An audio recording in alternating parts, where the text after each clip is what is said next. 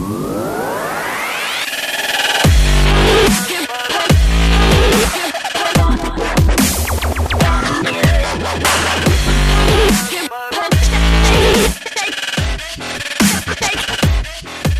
ladies and gentlemen, and welcome back to Square Eye Syndrome. I'm Ben Gilman. As always, I'm joined by the most English-sounding Scotsman ever, Tom Hill. Go fuck yourself. A man that will now start doing all the theme songs on his guitars. He hears them as we talk about them, Dan Rudge. You what? I didn't catch that. And the charmed, the tribal charmless one, whatever his name is, Troy Salmon. Oh yes, we are all charmed. The tribal charmless one. The tribal charmed one, yes. So that's okay. Well, you do you. So basically, how are you doing with this shit show of a year, this bonfire of a year? How is it ending 2020? How are you guys feeling? Whew, it's crazy, but I'm just plowing through, surviving, man. The tribal chief's got to do what he's got to do, you know how it goes. Okay. The other two? No, you guys. Yeah, no. Just like that. No, Dan, I'm serious about you singing every theme tune. It will make you use your brain. Seriously. You have no idea how mind-numbingly boring that's going to get. You having to check YouTube? What's the sound? What's the theme tune? Lost is easy. You just got to do a violin. I don't have a violin. I don't even know what my noise was there. I do apologise. All right. So who's up first? That would be me. Good luck, mate. Right, off you go. Let's go. So I touched on this last week, but didn't feel like I could give it the proper amount of time, so I'm coming back to it today. TV show from back in 2007, 2008, I think it was. It's called Jekyll. And like I said last week, it was the first attempt by Stephen Moffat, not with, oh God, what's his name? His partner in crime. Mark Gatiss. Mark Gatiss. So yeah, Mark Gatiss wasn't involved. Mark Gutless. Gatiss wasn't involved in this. It's that ginger bloke. Yeah. Oh, here we go.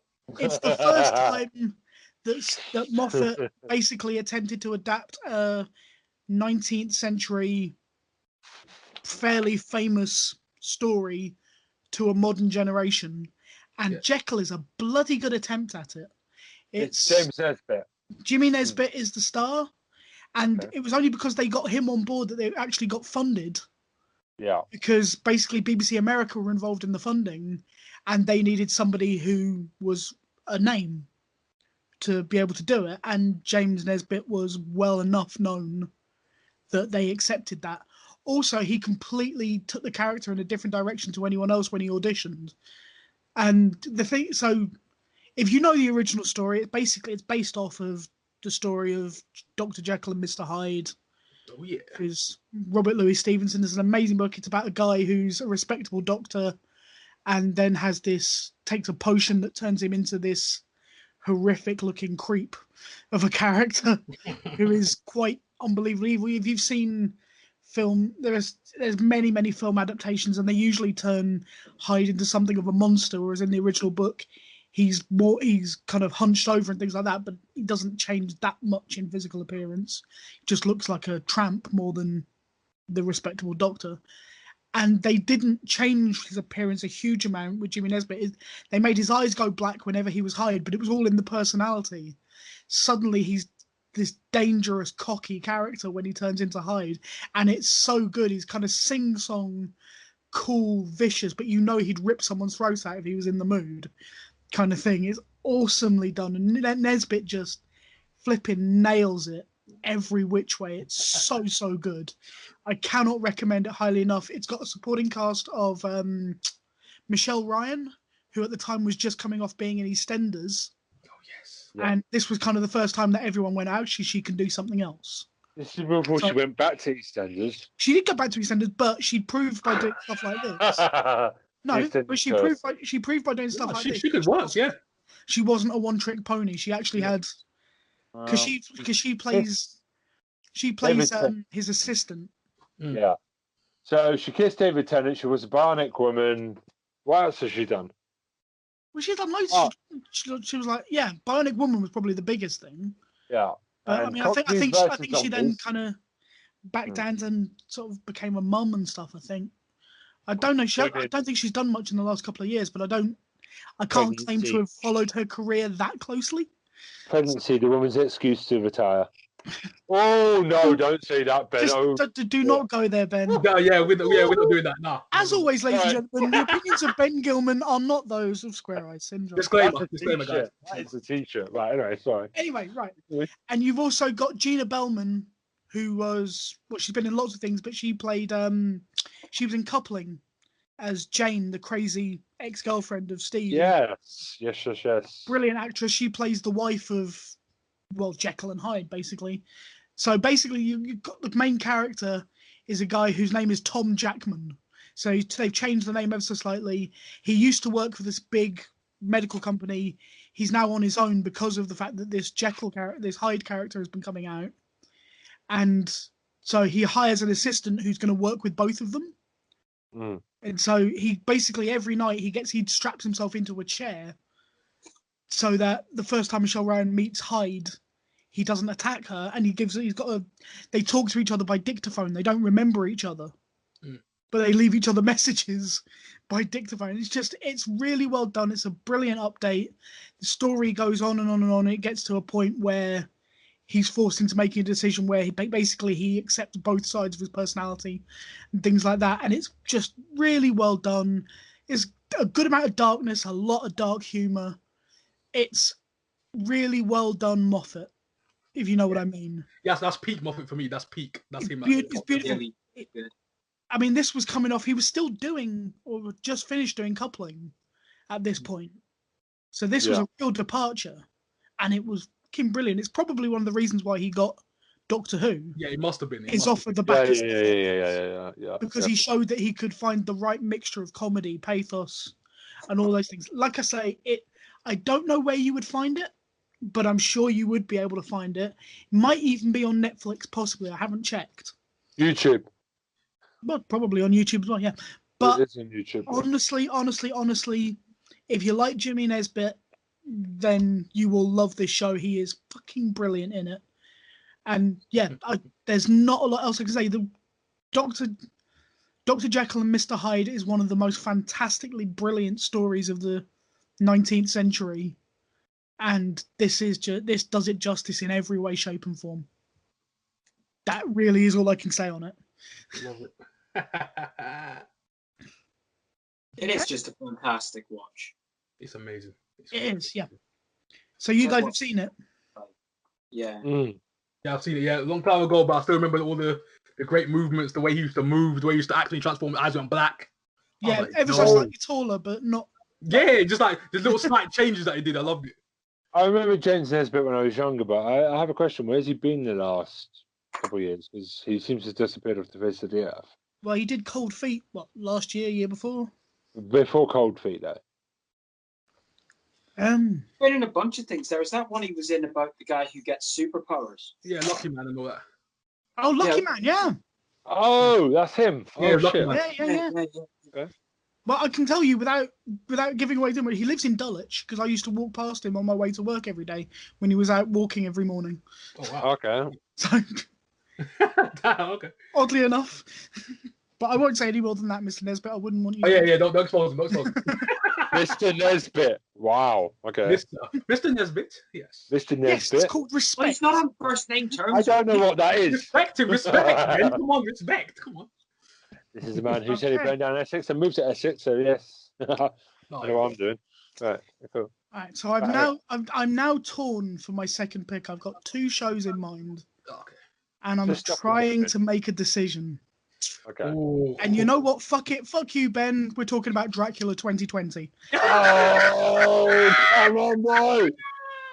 20 episodes to get to this. Let's go, Tommy boy. Oh my gosh. Okay. Here we go. I'm fired up. So I'm woken up. Let's go. For those of you who don't know, Including Steve Moffat adapted Dracula, once again doing his thing of bringing it. Well, this was a mixture of the old and the new. because he set it initially in the time when the original Dracula book was set, Yeah. and then moved it over the course of 3 episodes into the modern day, which I thought that was a good way of doing it. I really enjoyed the first episode. I thought was excellent. Yeah. Magnificent. Yes. You can see the joke coming from a mile away, but keep going. Yes. Well, you and I do not agree on this, so just slow your... Episode 1, good. Yes. Episode 1 was good. Episode 2 was really interesting because obviously in the books they don't talk about that journey, but Dracula must have been kicking the shit out of people. It's still really good, and was really well done. Yeah, and a very good cliffhanger. Yep. Yeah. And then episode 3 is actually... It all goes to shit. No, stop. We need to assume that people have not seen this. So episode 3, it looks like you see his coffin falling out of the boat at the end of episode 2. And so it looks like he's literally just woken up when you find him in episode 3, but actually like 100 years has passed and he's been in a completely vegetative state for 100 years in a coffin. First thing he does is bite someone's finger off, which is quite cool. But the guy who played Dracula was just so good. Oh, he was good. Yeah, he's brilliant. And I actually liked the modern day stuff, the modern day adaptation, because it played on the original story again, but set it in the 21st century. I found it a bit wanky. I found it really Moffat wanky, The ending was a bit Moffat wanky. I will fully agree with it. But so I knew you were going to pull this. I knew you were going to pull this, right? So I watched the third episode again. Okay, I watched the whole miniseries because if there's anything that I know is that you three are predictable. Because one, Troy has a YouTube channel. Dan tends to tell me what he's bringing up, and I don't mention it. And Tom, you tend to tell me that he's going to be Dracula. I could tell. So, well, no, you started this argument last week off air. So, so let me take you back to the start of 2020. January, we come back from Christmas. Me and Tom were excited for Dracula before Christmas. This is when I knew I had to have him for the podcast. And the whole office, we're not going to say where we work, but they love it when we get into TV. And for the whole day of the first day back in the office, me and Tom would go through Dracula, and then we got to the third episode, and I nearly said, F that, Tom, in the office, basically. We had a very good, very good, funny argument about it, with respect. And we could not agree on this, so I've gone back and watched it. It's a good episode until the ending. Okay, I'll give you that. The ending is a bit wanky. Good. I will not dispute that. Ending makes Wanker and Dracula look like a pussy. That's my problem. But you're saying the whole episode was bad. The whole episode was pretty damn good. The ending was bad. I've watched it a second time since now. It's really, really, decided really, that really I am good. right. And so I just agreed that it's still a bit bad at the end. 10 minutes though. The rest of it's really good stuff. Yeah, but that's not. I never denied that the ending was a bit shit. But you were saying, "Oh, the whole episode was terrible." It was not. Maybe I still have over. It's a really good modern adaptation of the original story, and it's fucking awesomely done. Yes, it does get that little bit Moffat wanky near the end, but they always seem to jump the shark a little bit at some point. Yeah. But you know what? It wasn't that. Considering it was the last 5 minutes of 3 episodes where they went a little bit shitty. Yeah. It's not bad. And just for me, Mark Gatiss's performance as the lawyer is fucking brilliant. Yeah, I love the lawyer. I do eye roll now because he always appears in everything Moffat does. It's just eye roll. It's like, oh god. In his defense, he's the co-writer and an actor. So one episode of Doctor Who. Here he comes. Sherlock, here he comes. Are you honestly saying that you don't think that Mark Gatiss would have been approached to do Doctor Who?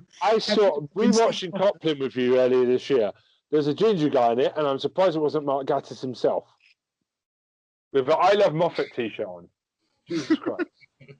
I agree with you now, Tom. Dracula is very, very good. I still can't take the last episode. I can't stand it. But I agree with Tom. The thing is, as a massive Dracula fan, I can't do it. I can't. Also, just as an aside, episodes are so good. that the third one had such a big mountain to jump. It's very good. Still, the ending's just a bit. Whoops a daisy. How do we end this? Yeah. Yeah, they wanted to do something different with the ending, which is fine. But yeah, it was just a bit meh. Yeah.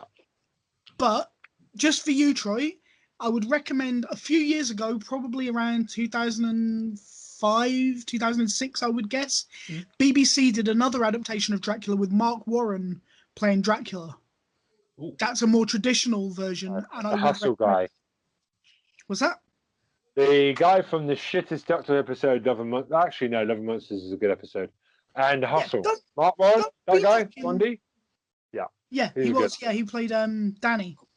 Good actor. Where's he gone now? Because he used to be really popular. Well, he's still probably gone into something you haven't seen yet. Oh, yeah, I think I've seen that. Yeah, I have seen it. Yeah, I've seen it.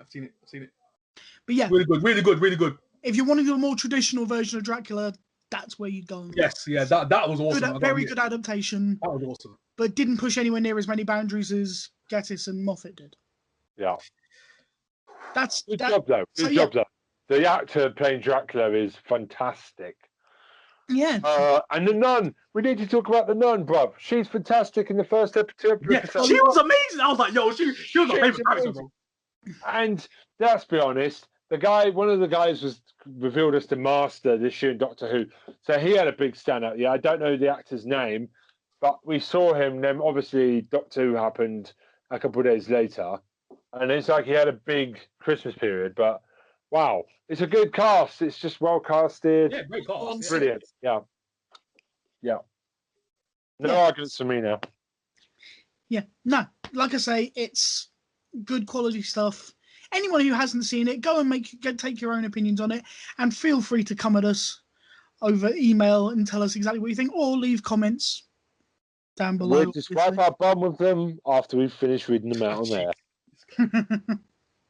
And we'll give them first class to your personal adjuster. I will hack into your accounts and find you. It's fine. Yeah, that's getting a bit creepy now, Ben. That's my point. That's my point. If you're a fan of this show, that's me for this week. Right. Okay. Troy. Thank you, Dan. Yes. Okay. Thank you, Tom. Troy. That's right. Tom, that was amazing. That was amazing. 2 choices there. I love that. That was great. Great power. Great power start. I love it. Oh, okay. So, my first pick, I'm literally still watching it right now. Snowpiercer. So that's mine. That's my first pick. Netflix, yes. Yeah, yes. Oh my anyone seen the movie? Yes, I love the movie. The movie is great. So good.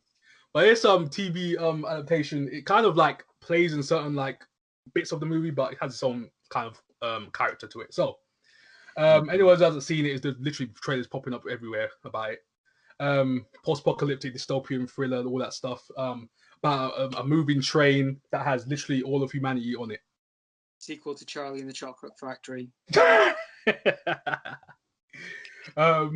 would love to see that film. Chocolate Factory. It is though. There's literally there's a whole theory behind Snowpiercer film that it is literally what happened to Charlie is the guy who ends up sort of running the train. Oh, that is it? How? Oh wait, I want to hear this. Wait a second. Go ahead. I don't have all the details. I remember hearing about it a while ago. There's a lot of similarities between a lot of the characters. Like they are sort of effigies of the Charlie and the Chocolate character, and Charlie and the Factory characters. Charlie and the Chocolate characters. That sounds racist. Why you have to do that, Ben? Why? But yeah, let's continue about Snowpiercer. So, hey, that's a great theory. I'm gonna research that, Dan. Trust me, I'm researching that tonight. But I can't wait for that video on YouTube. I can't wait. I gotta do it. That might be where I saw it. Trust me, I'm researching that. I love stuff like that. But yeah, so Snowpiercer, dystopian future. We've got different classes on the train as well, as you would expect, like in real life. You got like the tailies, which are like the poor people, the disenfranchised, you know what I'm saying? The people who are basically the back end of the train. They're doing all the manual labor, you know what I'm saying? They're doing all the dirty stuff, the sanitations and stuff like that. And you got the thirds, who basically like kind of like the night train. They're kind of like the people of the night. They got the club scene. helping out. They're serving in bars, like little mini bars and stuff like that. Dancers, pleasure, entertainment, that kind of thing. And you got the seconds, and then you obviously got the firsts, who are like the rich people, the actual people who actually help build a train in terms of like finance and structure and blueprint and stuff like that. So basically, it follows a character called Leighton. He's like literally the main character that we follow around, and he's looking after a little kid called Miles, and he has relationships throughout the episodes. But he's basically his backstory of before he became on the train, before all this massive stuff happened in the world. Basically, the whole world outside is iced out. Massive catastrophe, bombs went off, the world froze over, bees disappeared, all that dystopian future stuff. Shout out to Mad Max, stuff like that. And all kind of world-ending movies that you've probably ever seen. So literally, he's walking around. He gets away to get into the first part of the train where the firsts are, because backstory-wise, he was like a homicide detective. So that was his like backstory. And there's a guy called Mr. Wilford. He's like the guy who heads the train. He's the main head honcho. But we haven't seen him yet. The episode that I've seen, because I'm still on season 1, episode 6 right now. So we still haven't seen Mr. Wilford yet. So he kind of talks through the character who's played by Jennifer Connelly. Everyone know who Jennifer Connelly is, yeah? Yeah. Yeah, everyone knows Jennifer Connelly. Yeah. She's been the Hulk and other like massive amounts of stuff. So she's called Melanie Cavill, and she's literally the voice of the train. Basically, that's what she is. You see her walking around. She's tending to people's needs. She sometimes drives the train. She's taking care of parties. So literally, she's trying to basically keep everything on the low while there's a revolt happening at the same time, because obviously the poor people, they're trying to rise up. There's a rebellion going on right now. There's literally a serial killer on the loose, and literally they're trying to keep it down. That's why they hire Leighton. He's like, he's a beast. He's a savage. He's an awesome character, but he's a kind of a new character. I've never heard of him. I think he's like a singer, songwriter, and he's just turned to acting recently. But he's like a newbie in terms of the acting world. But he's really good as a main character, and he's solid. He's solid. So story wise, I'm loving it, man. It's a great cast, man. The plot's the plot is amazing. I love the movie, so I said, let me check out this TV show. You know what I'm saying? And the movie's awesome, but the TV show, it just branches everything out so nicely. It's structured. You know what I'm saying? Like literally lets things breathe. It goes through it bit by bit, and it kind of flows nicely. And that's what I want in my TV shows. So, have you guys you seen the trailers? Anything? Cause I know Ben's seen it. Tom, Dan, have you seen it? No, I haven't seen anything, man. I've seen bits and pieces of it. Yeah, I've seen bits and pieces. So yeah, yeah. Jung Ho, he did the screenplay for the show as well. Everyone heard about Parasite? Yes. So Oscar Award winner, he helped screenplay the show as well, and a lot of Asians literally executive produce the show as well. So it's gonna be tight. The show is gonna be basically directed well. It's gonna be cinematography is gonna be off the charts. Plot's gonna be sick. So we all know that. And so that's just my first pick so far. And Netflix, as Ben said before, you can probably find that on Netflix right now. I don't know if it's gonna be going off at some point, but it's on Netflix for now. No, it's a Netflix original. It's safe. Oh, it's a Netflix original, right? Okay, so yeah, they brought it out recently. So yeah, because I know it premiered on TNT. That's why it first premiered. No, they bought the rights. They've done what they did with. They picked it up. Yeah, there you go. They picked it up. Yeah. Breaking Bad. They've done that. They picked it up. Good job, Netflix. We can't film anything because of COVID. I was like, yes, come on. Just buy everybody else's shit. That's what we do. Right. Okay. Exactly. See, they pick up all the greatness. They're like, okay, you don't want that? Oh, I'll take it. Yoink. What's that? You want to bring Games Master and Nightmare back? Okay, we'll buy that. Let's go. So same with Cobra Kai. No, YouTube, you're not taking Firefly season 2. Hold on, let me just buy that for you. Okay. Please. But so it's based off a French graphic novel as well, Le Transpercinage. So it's based off a novel as well. So that's a little tied in as well, a little French backdrop in it. You see little French parts throughout the show as well. So a little callback, a little homage to the novel, graphic novel. So yeah, so check it out. That's my first pick, guys. Yeah. Yeah, you're from Germany, yeah. We have no German listeners, this is fine. Oh no, we do. Oh dear. No, forget that. Right, okay. Just keep moving on, Dan. Sorry, Troy. I don't know what's going on anymore. Troy, What is happening right now? What is happening? I know. Yeah, sorry to Germans. Yeah, they're on our list. Oh dear. Quickly, guys. But yeah, that's my first. I had to say Snowpiercer because that's literally the one that be binging the most right now. So yeah, that's my first pick. Snowpiercer. So, number 2, we have. Oh, hold on. I've written Snowpiercer. No, that's a completely different show. Different guy, bro. Oh, Snowpiercer. Sorry, I don't know why autocorrect is not working well tonight.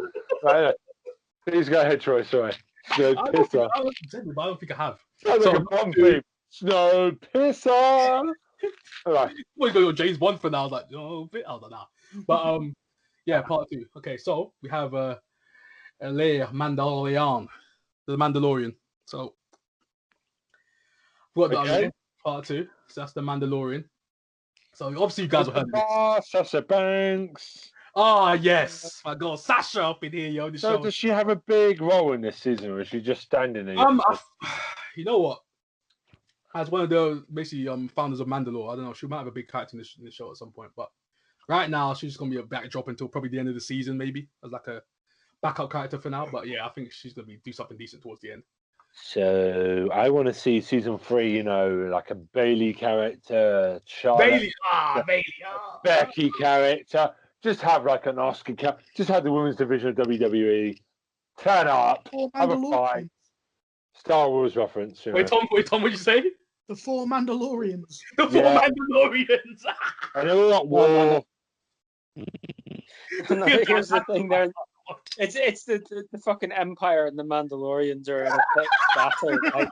And then all of a sudden, Teddy Long's music hits. Teddy Long. This is a 6-man tag. What? In space. It's a 6-man tag. 6-man tag. Oh my god! I'm now going That's a great idea. For anyone who doesn't actually watch WWE programming from the mid noughties and earlier, we've completely lost them. Yeah, literally. Everyone, Luke, Anakin versus Darth Vader. Oh yeah, that doesn't work. Oh shit, Darth Vader's. Yeah, we're kind of guys. If you're listening right now, we're mixing the old and the new. I was going to do Darth Vader, Darth Sidious, and Darth Maul. Like the Shield, when they come out, they do a fist bump, and Luke goes, oh, and puts him through a table. I don't know what I'm talking about anymore. Right, forget this. This is on fire. This I can't believe that. The way you just dropped that in there was hilarious. I loved it. Who? Me? Yeah. So, I don't know. So, Troy, the Mandalorian. Yes. So it's not about the DeLorean from Star Wars, Back to the Future. Jeez. So the Mandalorian. Okay. So. What did you say, Dad? What did you say? The DeLorean for Back to the Future. Yeah. Okay. Go on, Troy, quickly before we interrupt you anymore. You're gonna go off again. Okay. So the Mandalorian is an American space western streaming TV show. So it's been created by Jon Favreau and Disney Plus helped out as well. Just on their streaming service, which is on there. I thought you were about to say John Fashion. It was like, what? Okay, so. But yeah. Action. Do you see this, guys? Do you have to deal with every week? Oh, jeez. But yeah. Are you ready? Ewoks, are you ready? Then let's get ready to rumble. Sorry. That's the UK. Yeah, so the Space Adventure guys. Basically a Mandalorian. He's literally on a mission to basically he's a bounty hunter anyway. He's a bounty hunter and he does odd jobs here and there because this is the way. That's his tagline in the show.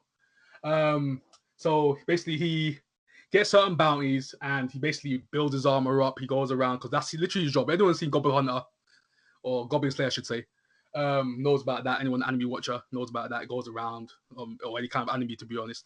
They kind of like build up, get a lot of coin, build their armor to go out to do bigger threats.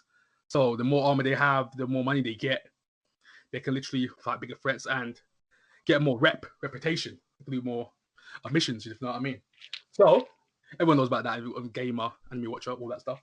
So literally, he comes across the main character of the show. And literally at this point, he's the main character of the show. So everyone knows about the child. the child, baby Yoda. Yoda. Some people like to call him, aka Baby Yoda. Grogu. Or as he's been named now, Grogu. You know, so he's called the child, or Grogu as now he's called. So he's literally a Force user, and literally the Mandalorian is trying to find him, basically send him to his home world, or send him to the Jedi who will literally take care of him, counsel him, because that's where literally he was found at some point. And for some reason he's lost a bit of his memory. So literally this entire show at this point, after like through mid season 1 onwards, he's taking this child everywhere doing various missions because he can't leave him anywhere else because he's kind of basically built an attachment to him. And throughout this show, he's gaining new friends here and there. He's got Carl Weathers helping him. Shout out to Apollo. So he's helping. Apollo Crews is on this show. Holy shit! Come on, bro. Sorry. They must probably get knocked out in the first 5 seconds anyway. He's used to. So yeah, Carl Weathers is Grief Karga. That's his character in the show. He's like the Bounty Hunters Guild leader, sort of in that part of space. So he becomes his friend at some point, and you got Gina Carano as Cara Dune in the show. Gina Carano, the ex-MMA star. She's great. She's great actor, by the way. She's really good. If you see some of her stuff, acting stuff, she's done some pretty good stuff, to be fair. Great actor. And yeah, so she's in there. She's the one to help as well. And Giancarlo Esposito is up in here. Moff Gideon, yo. Legend himself, Mr. Flipping. Oh, Breaking Bad himself. He's in the show as well. So he's like playing the main villain so far in the show. The head of the Imperial Security Bureau. But as we know, he has a much darker path, a much darker meaning in the show as well. Everyone knows about the Imperial members. We know that. So yeah, so literally, Mandalorian. Oh my gosh, this brought. I'm gonna say this right now. Yeah, people gonna get salty. People, the Star Wars film goers, they're gonna be like, "What are you talking about?" But the Mandalorian has brought Star Wars back to prominence. Okay. It has. Star Wars is that new trilogy really that bad? It's Star Wars like fan. It's trash. Okay. It's garbage. It's the Roman Reigns push of Star Wars. Exactly. Oh no! I'm never watching that again. Thank you. I hope it has.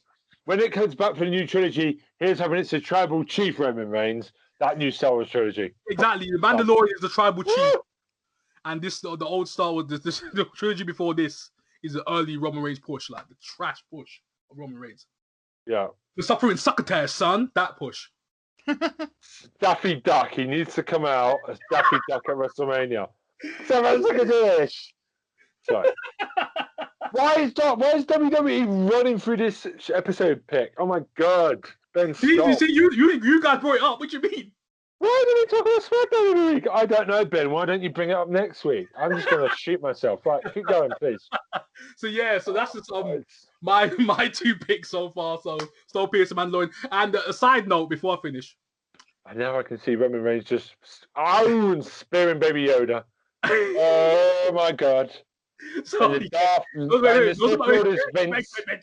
Oh god! I've gone down a tunnel. Get me out of here. Hey, Dan, you want to go next? The exit's that way. Exit's that way. Okay. Oh, Dan, you're next. So I'm recovering. Snowpiercer, Mandalorian. Those are my 2 picks. So before I finish off, though, before I send it on, just a side note: Sting is back. Yeah. And nobody fucking cares because it's Sting. Sting, man, the Stinger is back, baby. Who cares? He's back. Old. He can't move. Oh, I don't want to see him get in the ring. Did you see that back swing, bro? You're never good, bro. You're never good. You're just always Ric Flair's bitch. Fuck you. Boy, the Stinger's back. All right, okay, done. Go on, continue. All right, who's next? Thank you, Troy. Oh, thanks, bro. Oh, good. Okay, so I'm just going to get into mine very quickly. So I'm going to talk about Fresh Meat, which is a comedy drama series created by the team from Peep Show, Jesse Armstrong and Sam Bryan. It's basically about students living in university accommodation. Some of the names now are quite big. Zane Ashton, Charlotte Ritchie, who's also in Ghosts, actually, isn't she? Isn't that the Ghosts that you brought up, Troy? Tom? No, Yes, it is. No, I've just checked it. It is, yeah. Okay. Joe Thomas, who's basically playing Simon from The Inbetweeners, because that's all he can do. And Jack Whitehall is really, really good. Well, have you guys seen this show? Wait, say the show again. What's it called? Fresh Meat. I've heard of it. I don't think I've ever seen it. I I'm gonna think have I've to be seen honest some with of you. it. I've seen so many trailers of it. I saw the trailers and then deliberately avoided it. Okay. Yeah, exactly. That's what I did. So, Yeah. Tom, what did you see of it then? Because, like, I think I only saw like the first episode, and then it didn't grab me enough for me to stay. Yeah. If that makes sense. So I'm here to talk about this show and why it fails. Because Good. Wow. Okay. the thing is, no, I tried to watch it, like Tom, because it's like from the makers of Peep Show, and I love Peep Show. One day when Dan isn't here, when he can't make a special, we're going to do the Peep Show special one day. When Dan can't make it, whenever he's busy. Yes, because Dan had rational hatred of Peep Show. No, that's okay, buddy. We're just waiting until you can't make it one week, and it's a Peep Show special. Voila.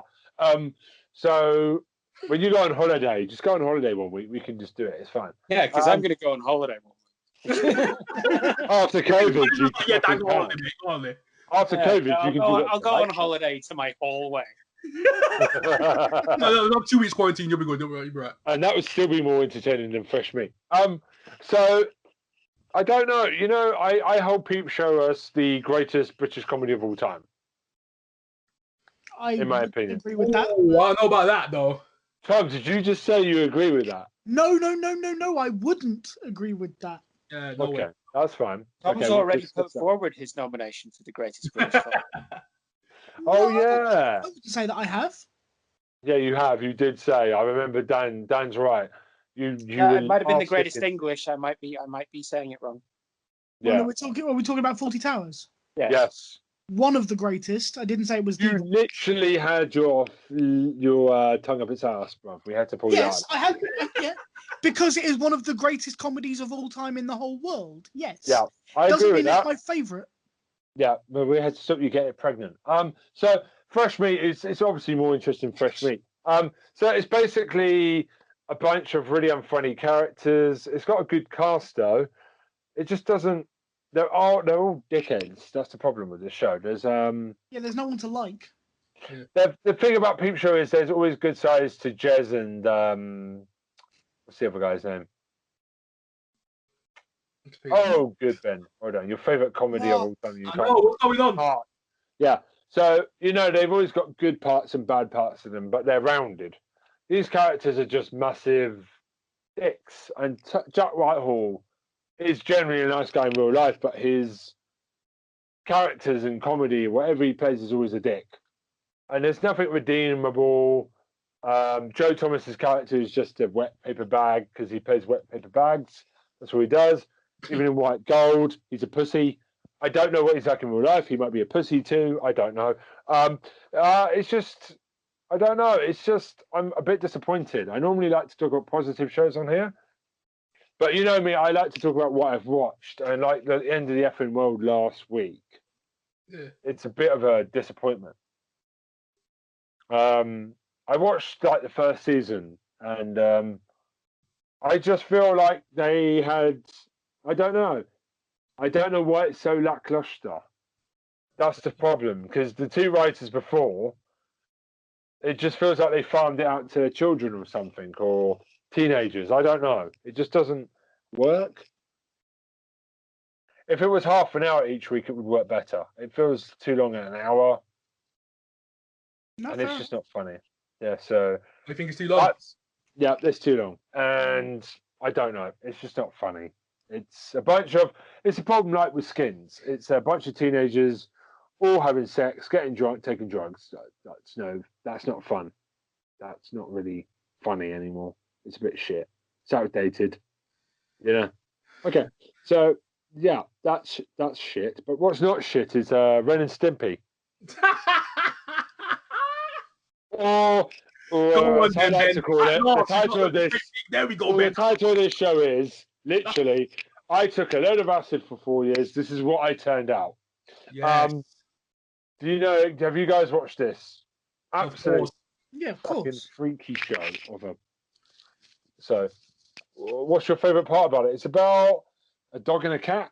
I think I'm not too sure what they are. I remember it being funny, so I remember. I can tell you it's voiced by Fry from Futurama. It's a Chihuahua and a cat. Oh, so Billy West did both roles. Lovely. It's just mental. Anything goes.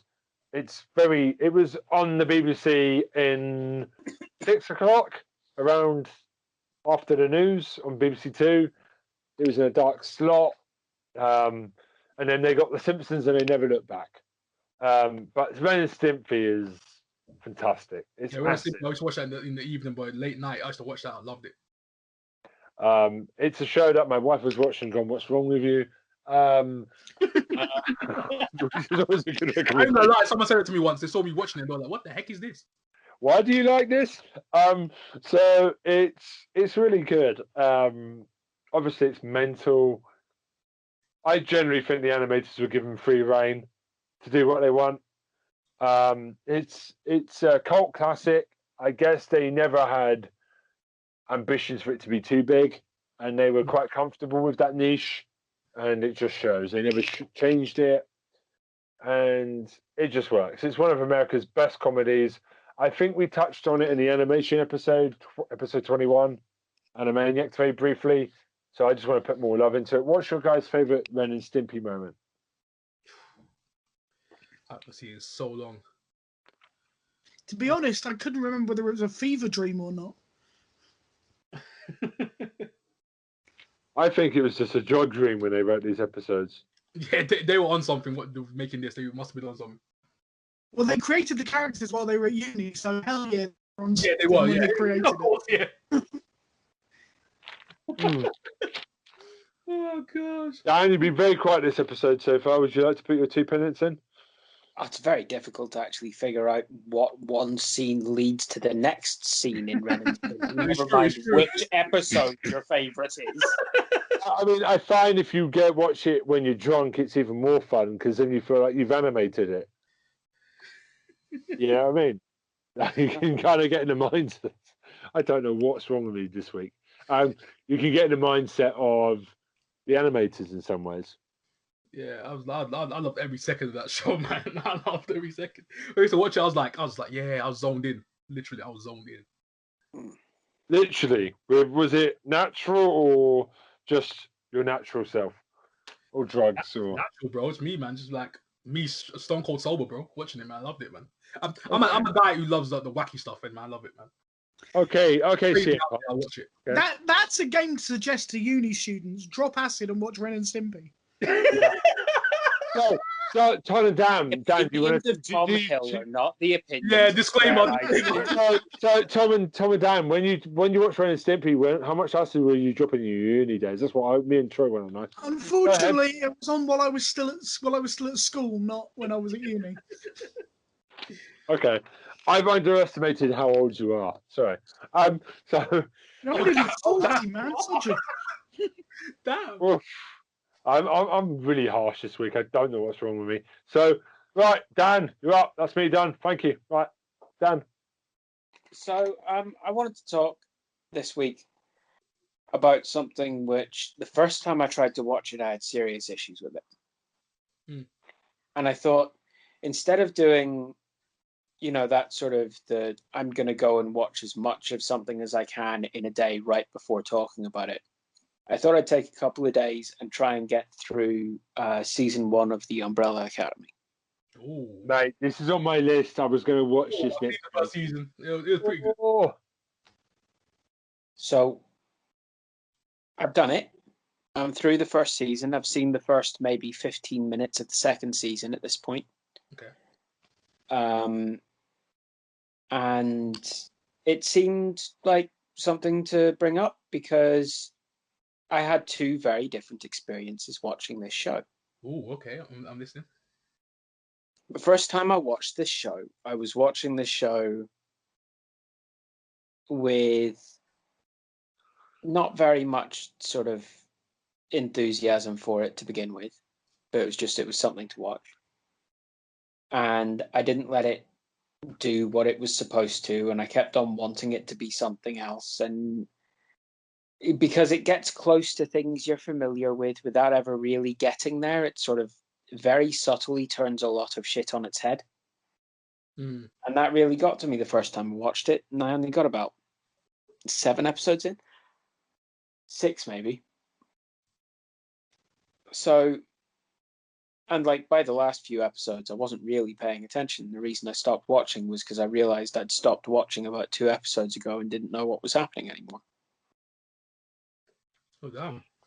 So this time around, I was like, you know what? I've got a bit more understanding of what it's about. Season 2's come out. Everyone's raving about it again.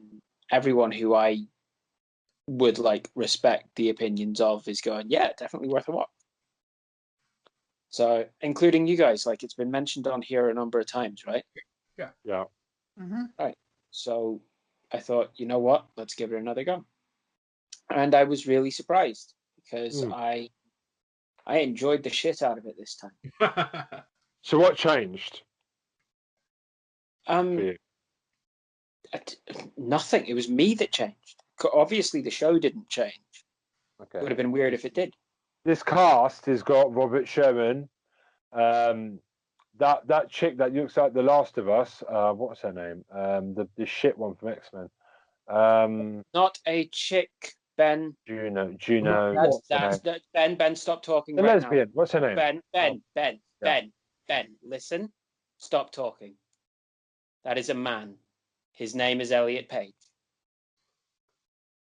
Okay. Okay, thank you. Depends when them things down.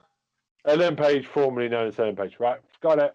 We don't mention any names that anyone has ever been known as before because they are this name now. Yeah. Thank you. Okay, so Elliot Page, who we didn't know was always Elliot Page, but has always been Elliot Page, really. Okay. Right? Who is absolutely fucking fantastic in this, and who we do know is going to reprise their role as Vanya Hargreaves for the 3rd season. Yes. Because whenever they made their announcement, that was literally what most of the fans were going, okay, so, but what's happening here? They were very invested in that, and other than that, it was pretty much congratulations all around. Right? Okay. You have Vanya Hargreaves, played by Elliot Page, Luther Hargreaves, played by Tom Hopper, Diego Hargreaves, played by David Castaneda, Alison Hargreaves, played by Emmy Raver-Lampman, Klaus Hargreaves, played by Robert Sheehan, number 5, who is also a member of this family but has never taken his own proper name and refers to himself as number 5. As they all originally were. They were all originally numbers. Played by Aidan Gallagher. Ben Hargreaves, who is their dead brother, played by Justin Min.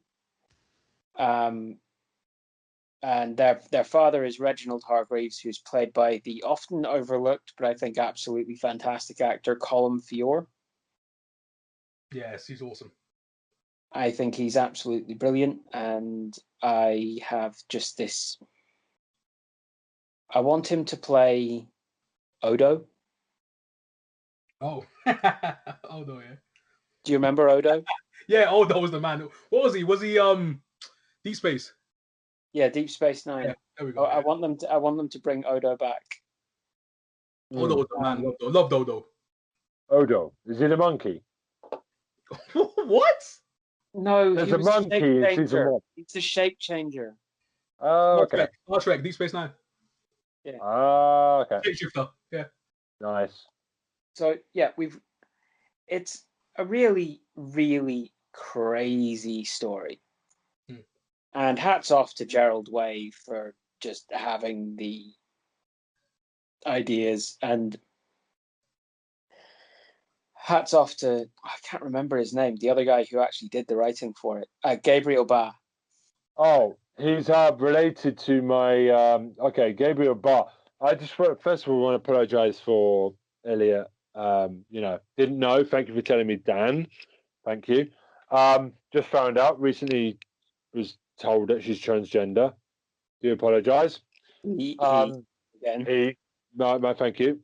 I do apologise. So we're good there. Gabriel Barr is related to my brother's wife. He does really good artwork. So, Hi, dude, if you're listening. Hello, family. For Gabriel for bringing it all together and actually putting it into a format which worked and which people could make and turn into this show. Yeah. It's one thing to be able to put out so many amazing and crazy and unbelievable ideas out there into a world to sort of propagate into some kind of story somehow.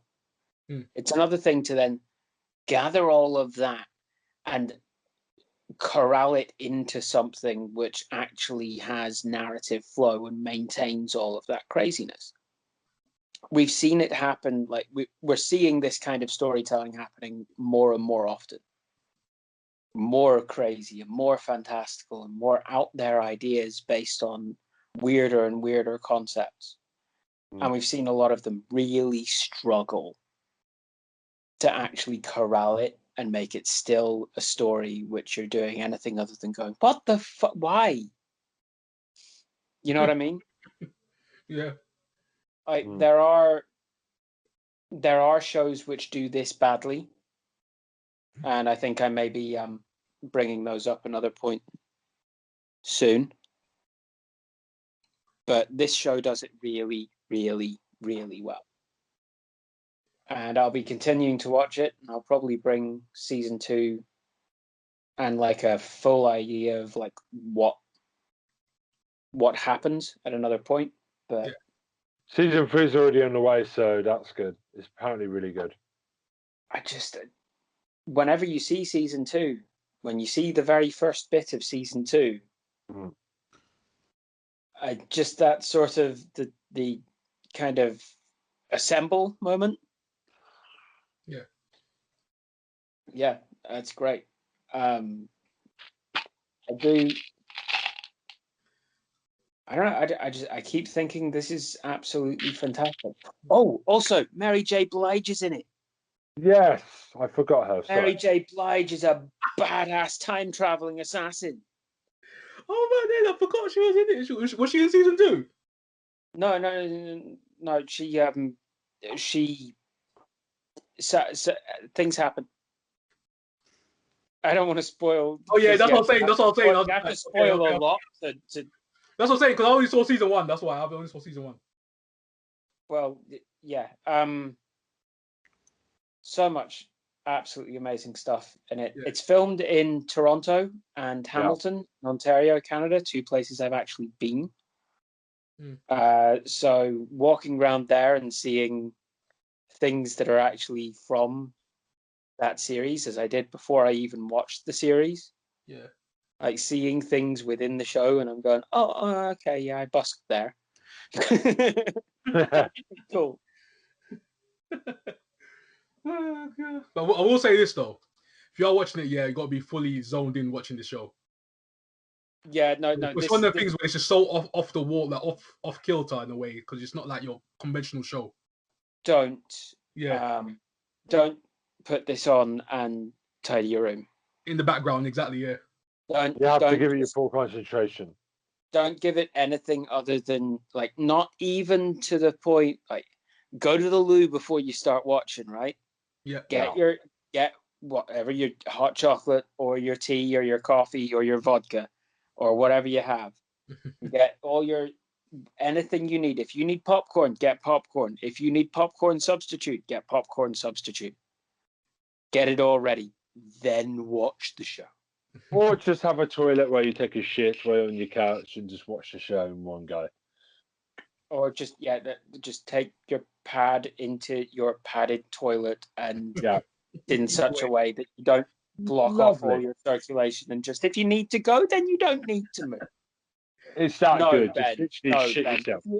If you need to, if there's a call of nature, deal with the call of nature. The show is not more important than your underwear. Right, the pause button. Use it. Oh, damn, Jacob. Anyway, what's your second pick, sir? I thought it was fantastic this time round. I didn't think I would like it. I thought I'd be coming in with a sorry, tried. There's good things about it, but no, I absolutely loved it. Really hyped for the second season. Gonna watch it in as short a time as I possibly can. Yeah. Don't expect it to be like a normal superhero show, by the way, guys. Don't expect it to be like just a normal. No, it's much cleverer than that. Don't do Gerald that. Way. Don't do that. Superpowers show, but it's not a superhero show. Don't think like that. Yeah. Gerald Way is a clever boy. Mm-hmm. He's a clever boy. He's very talented. His music is amazing. He's got a good imagination. And one more time, apologies to Elliot Page. My bad. Thank you. Didn't know until just now. Oh, wait, they know, Ben. They know. I know. I'm just apologising. There we go. Thank you, Dan, for putting me up. Didn't know. Thank you. I didn't know it was been recently announced either. So, thank you. No worries. Right.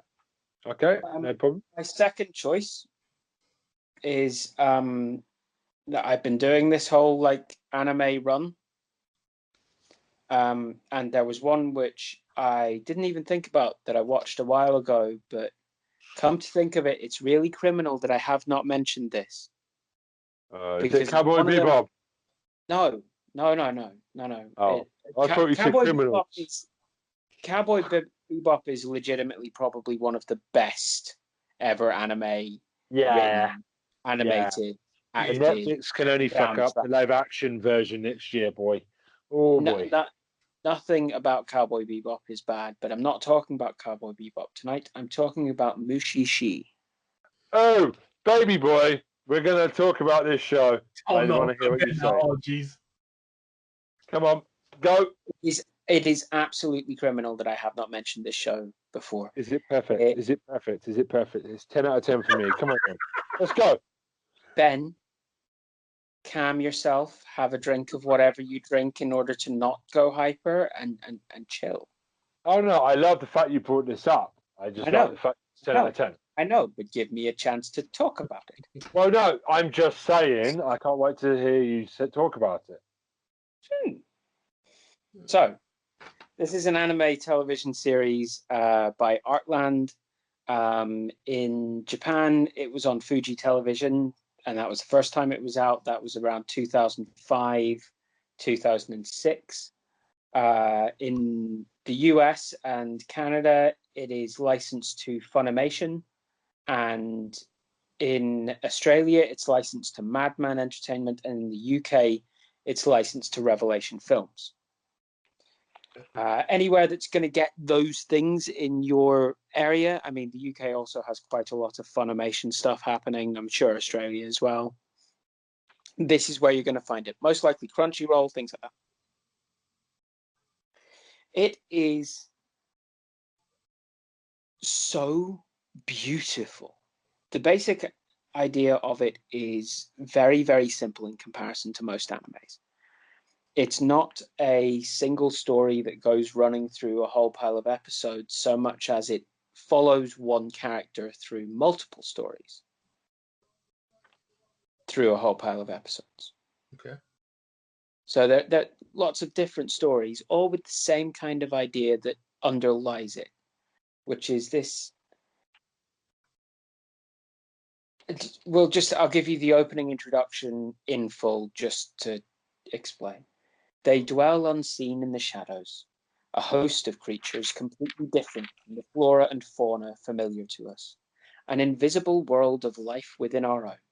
Since the dawn of humanity, these phantoms have inspired fear in those who could not understand, and have over the ages come to be known as Mushi, or spirits.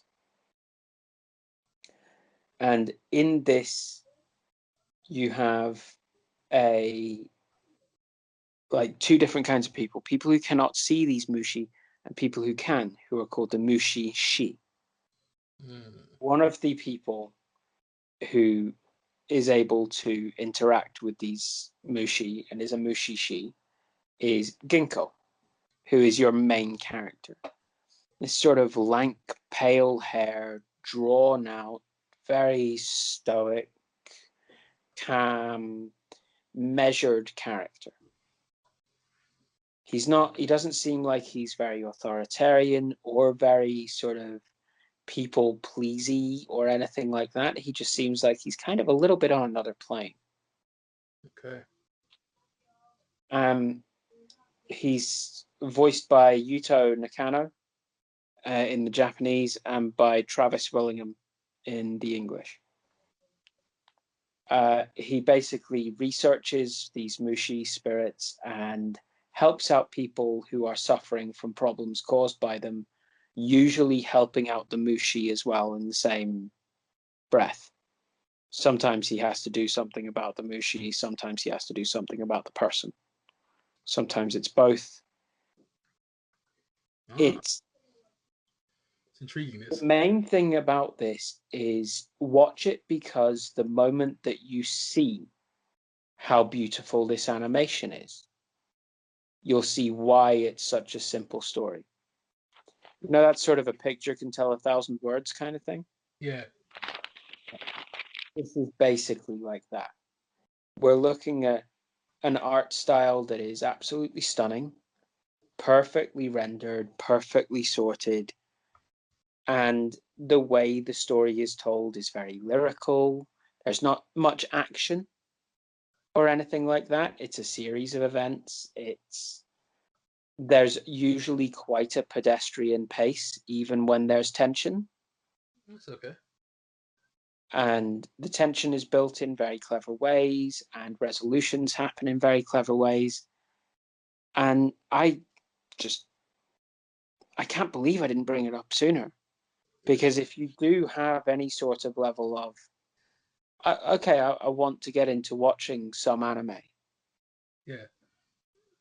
Then there's a lot of animes you can start with which are just, oh crap, no, that was the wrong one to start with. Maybe anime is not for me.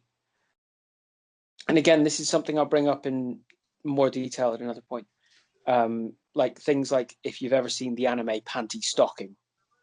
No. Oh God, no, don't. I've not seen that. Don't. Ben, have you seen it? Ben's quiet. It's absolutely terrible. It's absolutely terrible. And this is like the diametric opposite to that. This is everything that is absolutely brilliant about the animation of anime is in here. Yeah. It's like Princess Mononoke, but Princess Mononoke. Okay. But with gold leaf over the top. Oh damn! Oh freak. Okay. And that's me. That's what I have to say about that. Please watch Mushishi. Damn, Mushishi. Okay, I'm checking that out. That's for sure. That's getting logged. And that's me. God. Have we lost Ben? That's what I'm saying. Where is he? I'm not sure. I think he may possibly have just gone into some kind of coma because I mentioned Mushishi. Yeah. I think you said Panty Stockings, just disappeared. As soon as you heard that, I was like, Ben, well, he disappeared. Okay, so thank you, Dan. No. Ben didn't hear what I just said. Did he? you? I just thought if I let you, because you were describing Mushishi so well, and I love the show, I thought, I'm just going to let him talk. That's it. I've always said it's perfect. I can't sum it up better than that. I thought you meant that. Panty Stockings. I thought. It's an anime show for people that don't necessarily like anime. Yeah. I've shown my brother it, and he went, I'm not a big anime fan, but that's a great show. Because it's not too anime. It's a beautiful show. Beautiful art. Whenever week I try by week. Yeah. Whenever I try and put it in a category with anything else, the thing that immediately comes to mind isn't another anime. It's the Steven Soderbergh and have you ever seen Koyaanisqatsi and Powasqatsi? No, but I like sort of epic cinematography films rather than anything else. Oh, okay. Okay. Yeah, but Dan, good job. Good show. Good pick, man. Mushishi. I'll check it out. Yeah, look at Troy trying to watch good anime now, Dan. What's good anime? What are you talking about? Seriously, this is a show if you don't think you want to check it out, you're wrong. No, go watch it. I don't care if you like anime, don't like anime. I don't care if you think you like spiritual things, not philosophical or not. If you don't like this show when you watch it, don't come complaining to me, because all I'm going to tell you is there's something fucking wrong with you. Yeah. I'm with Dan. It's a great show. Okay, so we have a comment and an email. Thank you, Dan. By the way, good picks, bruv. Good picks. Cheers. So I'm going to talk. We've got a comment. I'm just going to do the comment that was sent to my channel, instead of Tom's really helpful email. Tom, would you like to tell them the email first, please, so that they send it to your email? Jesus that would Christ. be Square Eyes Syndrome 2020 @gmail.com. We're going to have a jingle made up by Dan, and Troy's going to edit it next week. Lovely. So, Square Eyes Syndrome 2020 @gmail.com. Yay. Anyway, so the comment is from Rebecca. Doesn't say where she's from. Rebecca is God 2020. I don't know what that is. Okay. So she's got two Hang on, things Becca to is say. God 2020. Yeah. So it's her fault. I don't know. I don't know. Maybe she's to blame for If COVID. you're saying she's God in 2020, then 2020 lies solely at the feet of Becca. Well, I've got The buck problems with stops what with she Becca. says. Okay, so right, we've got an email as well, but we'll do the comment first. It was sent to the actual email instead of the channel on a comment on a video. So I'm just going to say it. I've got two things to say about this great podcast. I love Charmed. Oh dear God. Oh no. We don't need to hear any more. This person. Oh yes, continue. It gets worse. Ben, what is the age of consent for school? Hey, Tom, we did it. We got it. No. Ladies and gentlemen, we got him. No. Okay, we're going to move on to the email Catch instead. a Predator, the long version. I'm just going to say, Rebecca, don't ever subscribe. We don't need you. Cheers. Anyway, Becca, so, Becca, we love you. Subscribe, hang like, on. share, all of that. Okay. So I'm going to get on. Becca, we don't need you to unsubscribe. We really don't. We would really like you to stay subscribed. Just please apologize for 2020 and we'll be fine. Just watch your mouth. Watch out with We soap. love you. Charmed. Always tell Ben about consent. Just go watch. If I get arrested, your name is going to be the first person. I'm going to find where you live, and you're going to be witness statement. Anyway, so once again, Ben, getting a bit creepy. Yeah, don't worry about Becca. Don't worry. I'll protect you. We know I'm a good person. The intentions of Ben Gilman are not the intentions. He's got, you know, the way he says people are in the cupboard when they're not here. It's not true. He's got us all trapped. Help. Yeah, we're in the cupboard, guys. Great. So I'm. You turned me into a paedophile kidnapper. A kidnapper that is also a paedophile. Right. That is not true. By the way, gets the hose again. Trust me, I've got a clean record, bro. Come on, shut up. I wish I never talked about AKB on this podcast ever. Anyway, so there's an email from Brittany from Washington, America. Hi, Brittany. By the way, we're not kissing ass. I've got some news. Washington is now the biggest state watching our podcast, so congratulations. You are now our favorite state. Well done. Good timing. We have now kissed enough ass. I will continue this email. So, she's got a couple of questions. Love the podcast. Been listening since. I've gone back to episode 1, and then Dan turned up, and I don't know. I've also started to watch Red Dwarf because of Smug Mode. Thank you very much. We've converted some Americans. That's always good. Really like it. Got some questions for you. Tom, why do you like crime? I just like trying to solve it before the show finishes, really. Okay. That's the main reason I enjoy it. Pretty much the only kind of show. Really good crime shows are pretty much the only kind of show that Tom has difficulty figuring out the end before the end. Okay. That's true. Yeah. I think that's why he likes them. Okay. So, Troy, oh, get out of here. I love Charmed. You know what? The Charmed He's another Charmed fan. Oh! Troy, can you stop saying Woohoo! There's 3 of you. And Sorry, can you stop sending us an email? Wait. We can Let me see just through this. real quick. God. Get your mum and your sister to write it, please. Brittany, you know I love you, Brittany. We all support you. Everything that you're doing, hey, just support us. Like, share, subscribe. You know all the good stuff. Notification. You know. let's be honest. We want all the Charmed fans. We do. Charmed ones for life. You know how it goes. Yeah, just keep following, bro. Keep supporting. Yeah. Right. Troy's comments are not anything to do with Square Eye Syndrome. No disclaimer. No disclaimer this time. Don't worry. Disclaimer 24/7. So Ben's not a paedophile. That is also nothing to do with Square Eye. That is also a disclaimer. I am not one. Fuck all of you. So, Ben, you obviously like do Japanese shows. Have you thought of doing some recommendations here? Alice in Murderland. Alice in Wonderland. Sorry, that's a new show that I've seen. I've saved. Can I see Alice in Murderland? Yeah, that is basically 3 male otaku, and Japan disappears, and they have to play games to survive. It's that type of thing. Bad English is what's happened there. Japan English, we call it. Have you also seen My Husband Doesn't Fit? No, I haven't, but it's on my list. By the way, the name of that show originally was My Husband's Penis Doesn't Fit. So God knows what that show's about. I think I know. So I'm going to watch that.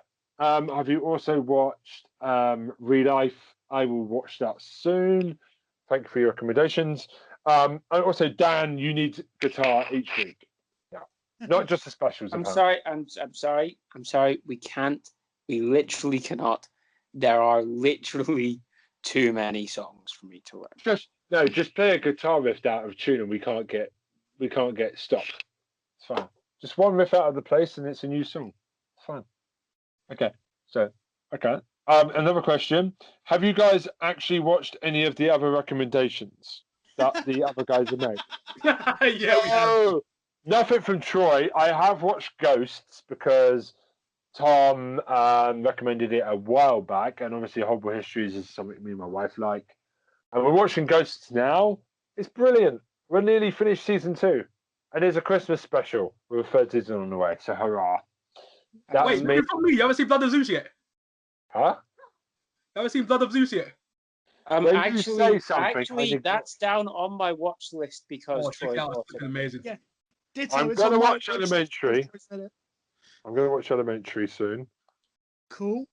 I'm going to watch something that Dan said. I can't remember what it was, but it was something Dan said. I think it was the anime. I think it was, is it? Okay, Pick Up Girls in a Dungeon Season 2 and 3. I'm going to watch that. Troy, you made me want to watch Supernatural. So that's on my list. Hey, check him. All 15 goddamn seasons of it. What about you guys? Is there anything that anyone else has recommended that you have since watched? Well, honestly, half of the TV show I like initially comes from like Tom recommending it to me in the first place. Yeah. So can I leave Tom out of my lot because there's far too much to fucking mention, and I don't know which has come from the podcast and which has just come from before. So intertwined. Ben, I can't remember if you were someone who mentioned the Umbrella Academy, but I did mention that I was doing this because it had been mentioned by multiple people. I believe you are one of the people. No, I wanted to watch it, but I can't say I've said it on the podcast though. Maybe off camera, maybe off mic. And I also, I haven't chosen to speak about it because it's one of those ones where I'm going, I might tread on toes if I speak about this one, but I went and watched Altered Carbon off of Troy's recommendation. Oh, yes. Both seasons. There we go. Enjoyed it. Okay. Troy? Love it. I'd say, who've recommended the most? I've seen Ghosts. I've seen that. I think that was Tom's one.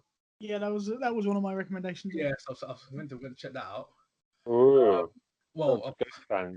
Stuff that the thing with Dan's, most of Dan's stuff, some of them I've seen, so I can't really say recommendation wise because I've seen Expanse. I've seen some others. I'm going to actually rewatch that to be fair. So Expanse is amazing. Love that show. Probably that's the number one thing I can say like that. Yeah, so not too much to be fair. Probably. Tom, you better say you've watched something I've recommended, otherwise I'm quitting this podcast. But Ben, you got some weird ones.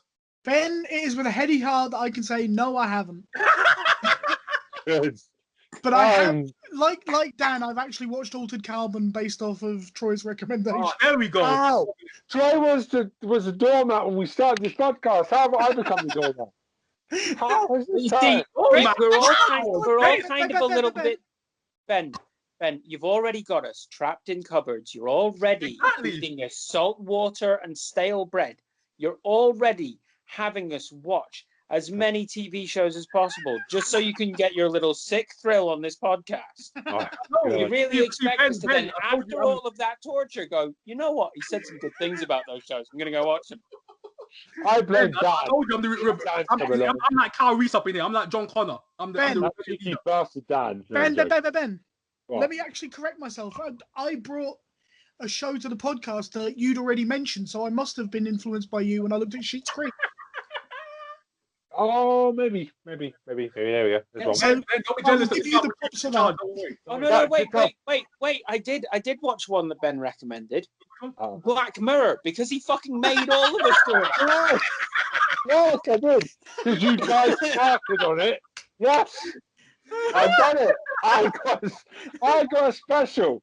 I try. You'll never get a chance special. Have it. Hey Ben.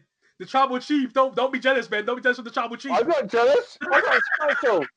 I got a special out of it. Lovely. Hey, Ben, I told you, Ben. What did I tell you before when this started? The charmed ones are coming. I'm not reading any more American emails until I see the words I hate charmed. Don't disrespect charmed. No, it's okay. Okay, so the third question. No, that's it. No, we're done. Yep. Okay, done. Oh, no, one more question. What will you do when you meet each other? Obviously, okay, let me just say this word for word. Obviously, we know that Ben works with Tom. Dan is friends with Tom for a long time. Ben and Troy are best friends. Also, they've worked together. So my question is this. What will happen when Troy meets Dan and Tom, Ben meets Dan, Tom meets Troy, and Dan meets Ben and Troy? When Dan and I meet Troy, we'll all gang up on Ben. Oh, God, I'm dead. Okay. That's not rushed at me, you know.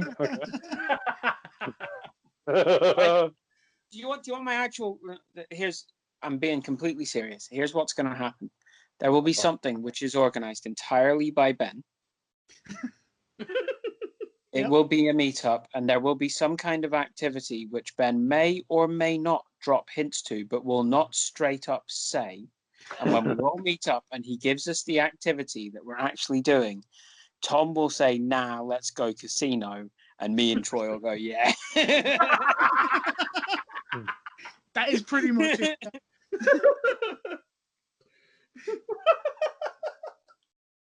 I don't actually know what Dan looks like, so I'm expecting a ginger bloke. I don't know why. I want to see if I'm correct. You're expecting a ginger bloke. You don't know why. Irish, you're Northern Irish. I just think ginger. I don't know, Dan. Ben, I've got a spade for you. You want to use it? Yeah, I'm burying myself so much.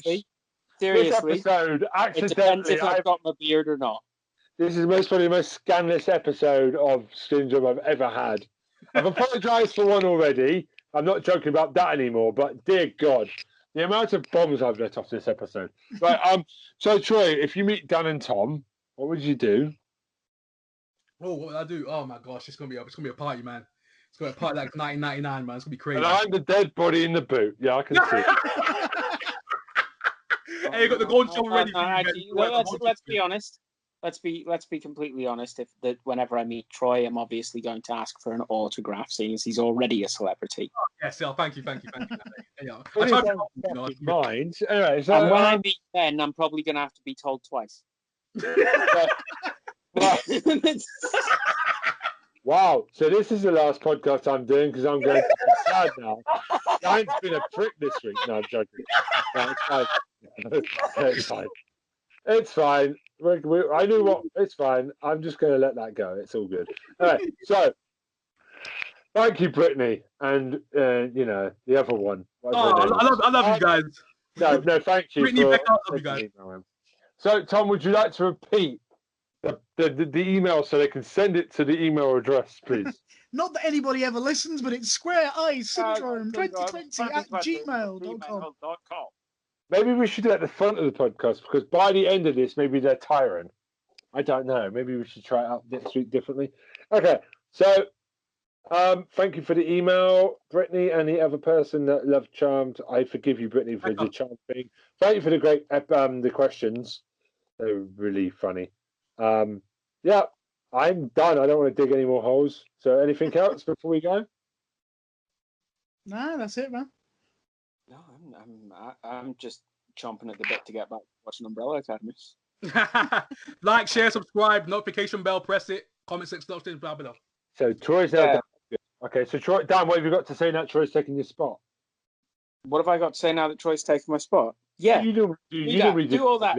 Do the things Troy said. Okay, cool. Okay, so that's me. I'm going to go dig a grave because apparently I've pissed off everyone this week. That's nothing different. Lovely. So it's goodbye for me. Bye from me. Bye for me. SSDD. And there's bloody Charm fans out there. We need to put a hit out on them. Bye.